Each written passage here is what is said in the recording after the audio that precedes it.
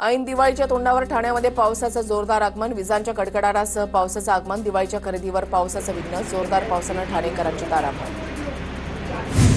कल्याण आणि डोंबिवली परिसरामध्ये अचानक पावसाची हजेरी, वाढलेल्या उष्णतेमुळे हैराण झालेल्या नागरिकांना पावसामुळे दिलासा. मात्र अचानक झालेल्या पावसामुळे दिवाळीच्या खरेदीसाठी बाजारात आलेल्या नागरिकांची मोठी तारांबळ. भिवंडी शहरामध्ये पावसाची दमदार हजेरी, ढगांच्या गडगडाटासह पावसाची दमदार हजेरी, अचानक आलेल्या पावसानं उडाली नागरिकांची तारांबळ, दुपारपासून उष्णतेनं त्रस्त नागरिकांना थोडासा दिलासा. सिंधुदुर्गमधल्या शेतकऱ्यांची दिवाळी गोड, 42,000 पात्र शेतकऱ्यांना 90 कोटी रुपये पीक विमा नुकसान भरपाई देण्यास सुरुवात. नुकसान भरपाई वितरणाचा कार्यक्रम जिल्हाधिकारी कार्यालयामध्ये पार पडला. अकोल्यामध्ये अतिवृष्टीनं बाधित शेतकऱ्यांना हेक्टरी 50,000 रुपये मदत देण्याची मागणी, शरद जोशी प्रणित शेतकरी संघटनेचे जिल्हाधिकारी कार्यालयासमोर होळी आंदोलन, शासनाच्या उदासीन धोरणाचा निषेध म्हणून शासन निर्णयाची होळी. ठाण्यामधल्या ठाकरेंच्या शिवसेनेचे माजी खासदार राजन विचारेंकडून मराठवाड्यामधील पूरग्रस्तांना मदत, धाराशिवच्या कळंब तालुक्यामधल्या पूरग्रस्तांना आमदार कैलास पाटील यांच्या उपस्थितीमध्ये किटचं वाटप. भोर तालुक्यामधल्या बनेश्वर मंदिर ट्रस्टकडून सोलापूर जिल्ह्यामधील पूरग्रस्तांना जीवनावश्यक वस्तूंची मदत, पूरग्रस्त गावातील कुटुंबांना पुरेल इतकं साहित्य घेऊन टेम्पो सोलापूरकडे रवाना. सिंधुदुर्गमधील शेतकऱ्यांना पीक विमा नुकसान भरपाईची मदत देण्यास सुरुवात, मंत्री नितेश राणेंकडून ऑनलाईन बैठकीमध्ये आढावा, 42,000 पात्र शेतकऱ्यांना 90 कोटी रुपये पीक विमा रक्कम देण्यास सुरुवात.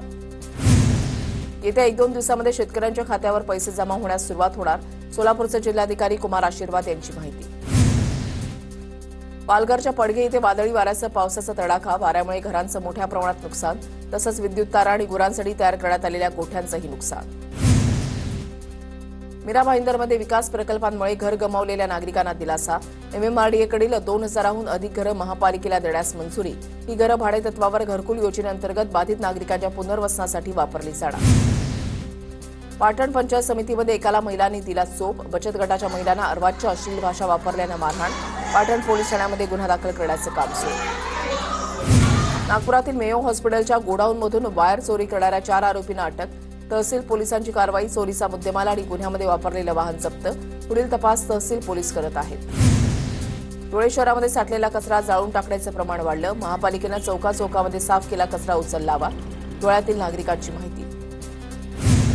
मुंबई गुन्हे शाखेच्या अंमली पदार्थ विरोधी कक्षाने 162 किलो अंमली पदार्थांचा नष्ट केला साठा, मुंबई वेस्ट मॅनेजमेंट लिमिटेडच्या भट्टीमध्ये 80 कोटींचे अंमली पदार्थ जाळून नष्ट, 59 गुन्ह्यांमधील जप्त करण्यात आलेल्या अंमली पदार्थांचा नाश.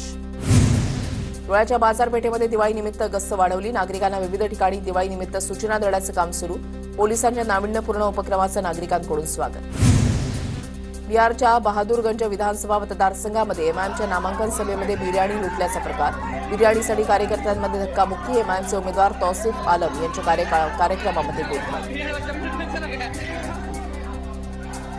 थकीत वेतन आणि सानुग्रह अनुदानासाठी आशा स्वयंसेविकांचे भिवंडी पालिका मुख्यालयाच्या समोर धरणं आंदोलन, आशा स्वयंसेविकांना जुलैपासून आजपर्यंतचं थकीत मानधन देण्याची मागणी. जालना पालिका आयुक्त संतोष खांडेकर अटक होताच कंत्राटदारांनी फोडले फटाके, कंत्राटदारांकडून एसीबी कार्यालयाच्या बाहेर फटाके फोडून कारवाईचं स्वागत, खांडेकरांनी बांधकामाचं बिल देण्यासाठी 10 लाखांची लाच मागितली, त्यानंतर एसीबीने सापळा रचून अटक केली. भिवंडीमध्ये खड्ड्यांमुळे आणखी एका तरुणाचा मृत्यू, टेमघर परिसरामध्ये खड्ड्यांमुळे झालेल्या भीषण अपघातामध्ये तरुणाचा मृत्यू, राज सिंग असं मृत तरुणाचं नाव, राजच्या मृत्यूनंतर नागरिकांकडून प्रशासनाच्या विरोधात संताप व्यक्त.